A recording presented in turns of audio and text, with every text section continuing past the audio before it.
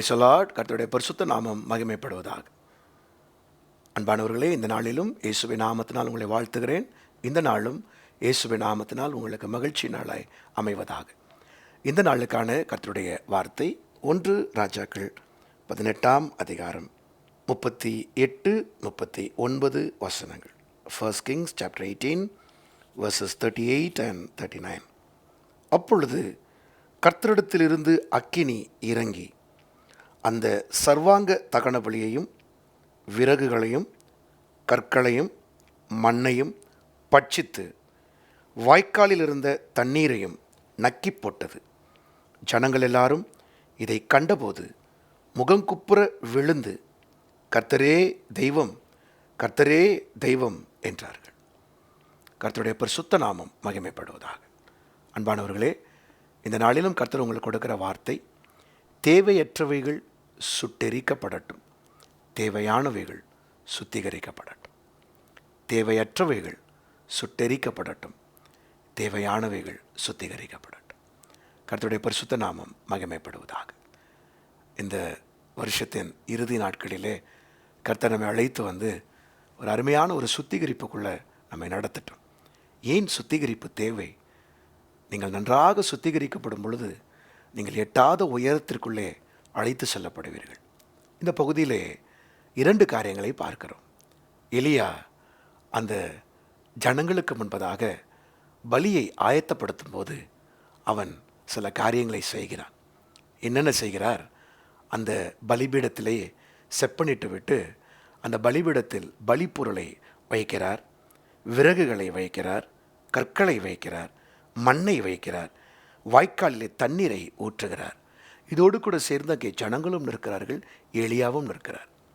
இப்பொழுது பாருங்கள், வானத்திலிருந்து அக்கினி வருகிறது. அந்த அக்கினி சுற்றி இருக்கிற ஜனங்களை தொடவில்லை. ஆனால் அந்த அக்கினி பலிபீடத்தில் வைக்கப்பட்ட அனைத்தையும் நக்கி போடுகிறது. தேவையற்றவைகளையெல்லாம் சுட்டெரிக்கிறது, தேவையானவர்களை அங்கே நிறுத்துகிறது. அதான் சுத்திகரிப்பு. தேவையற்றவைகள் என்ன? அங்கே பார்த்தீர்கள் என்றால் பலிபீடத்திலே முதலாவது ஒரு தகன பலி வைக்கப்படுகிறது. அது என்ன? தேவ சித்தம் செய்ய முடியாதவைகள் சுட்டெரிக்கப்படட்டும். உங்கள் மனசில் ஆண்டவர் சொல்கிறத காட்டிலும் ஒரு விருப்பம் வந்துகிட்டே இருக்கல, அதை நீங்கள் பலிபீடத்தில் வைங்க. அது தேவையற்றது, ஆண்டவர் அதை சுட்டெரிக்கட்டும். ஏன்னா இந்த தேவையற்றது மனசில் எழும்பி தான் எத்தனையோ விஷயத்தில் நீங்கள் தோற்றிருப்பீங்க. அது உங்களை தவறான பாதை கொண்டு போயிருக்கும். கர்த்தர் விரும்புகிறது நடக்கட்டும். ஏன் சித்தம் இல்லைப்பா, உங்கள் சித்தம்ப்பா. அந்த தகன பலி நக்கி போடப்பட்டது. அக்கினிக்கு அந்த வல்லமை உண்டு. நீங்கள் ஒப்பு கொடுக்கும்போது அது நடக்கும். அந்த பலிபீடத்தில் வைத்தாங்க. 2வது அங்கே வைக்கப்பட்டது விறகுகள். தவறான ஐக்கியம், ராங் ஃபெல்லோஷிப். தேவ பிள்ளைகளோடு இருக்கிற ஐக்கியத்தை தவிர துன்மார்க்கரோடு, பரியாசக்காரரோடு, மனிதர் உறவுகளோடு ரொம்ப அங்கே ஐக்கியம் வச்சுட்டு இருக்கீங்களா? அதை தகன பலிபீடத்தில் வச்சு அதை சாம்பலாக்குங்க. சில பேருக்கு இந்த ஐக்கியத்தை விடுறதுக்கு மனசே இருக்காது, கொஞ்சம் அதை ஒட்டிக்கிட்டே வரும்.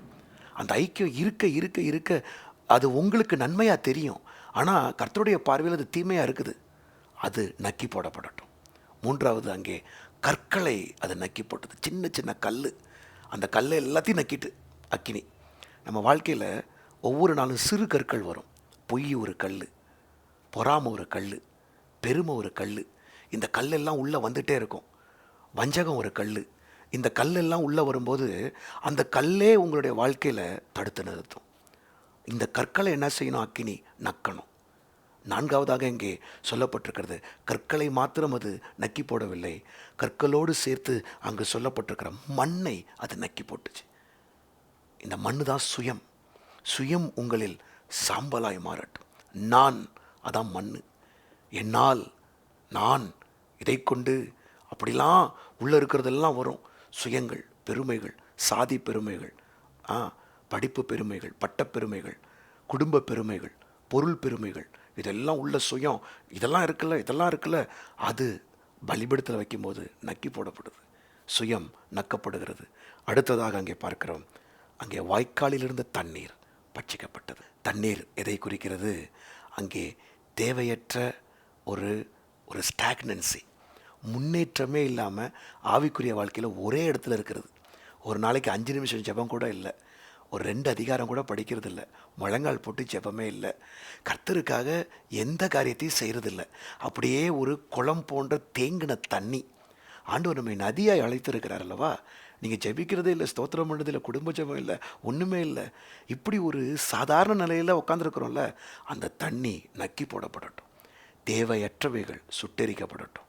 இதெல்லாம் சுட்டரிக்கப்பட்டோன்னே தேவையான ஒரு கூட்டம் நிற்கிறாங்க பார்த்தீங்களா, அவங்க மேலே அக்கினி இறங்கலை பாருங்க. அவங்கள கர்த்தர் சுத்திகரிச்சிட்டார்.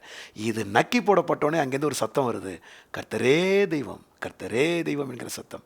இந்த காலை வேளையில் நான் உங்களுக்கு சொல்கிறேன், இவைகள் எல்லாம் சுட்டெரிக்கப்படும் போது உங்களுக்குள்ளிருந்து ஜெயமாய் எழும்ப போகிற ஒரு கர்த்தர் உண்டு. அந்த தேவன் உங்களை அவரே தேவன் என்று சொல்லி உங்களை நடத்துவார். ஒரு பெரிய ஒரு சுத்திகரிப்பு உங்களுக்குள்ள உண்டாகும். ஜெபிப்போமா? பிதாவே, இந்த காலை வேளையிலும் நம்முடைய பிள்ளைகள் பலிபிடத்திலே தங்களை ஒப்புக்கொள்ளட்டும். தேவையற்றவைகளாகிய இந்த காரியங்கள் சுட்டெரிக்கப்படட்டும். பரிசுத்த ஆவியின் அக்கினியினாலே சுட்டெரிக்கப்படட்டும். சுட்டெரிப்பின் ஆவியானவர் நீர் சுட்டெரிப்பீராக. நம்முடைய பிள்ளைகள் இதை பலிபிடத்தில் வைத்து சுட்டெரித்து கர்த்தரே தெய்வம் என்கிற சுத்திகரிக்கப்படுகிற இடத்திற்கு வந்து மேன்மையானவைகளை அனுபவிக்க உதவி செய்யுங்க. எலியாவோடு கூட இருந்து இப்படிப்பட்ட பெரிய காரியங்களை செய்த தேவன் எங்களோடும் இருந்து நீர் செய்கிறபடியால் கோடான கொடி ஸ்தோத்திரம்ப்பா. இந்த வார்த்தை இந்த நாளில் கொடுத்தீர், இந்த ரேமாவை எங்களுக்கு கொடுத்தீர். இதை அப்பியாசப்படுத்த முடிய பிள்ளைகளுக்கு உதவி செய்யுங்க. அப்படியே கர்த்தர் செய்கிறபடியால் கோடி கோடி ஸ்தோத்திரங்கள் துதிகன மகிமையெல்லாம் நமக்கு செலுத்துகிறோம். இயேசுவின் பொன்னான நாமத்தில் கேட்டுக்கொள்கிறோம் எங்கள் நல்ல பிதாவே, ஆமென். God bless you. கர்த்தர் உங்களை நடத்துவாராக.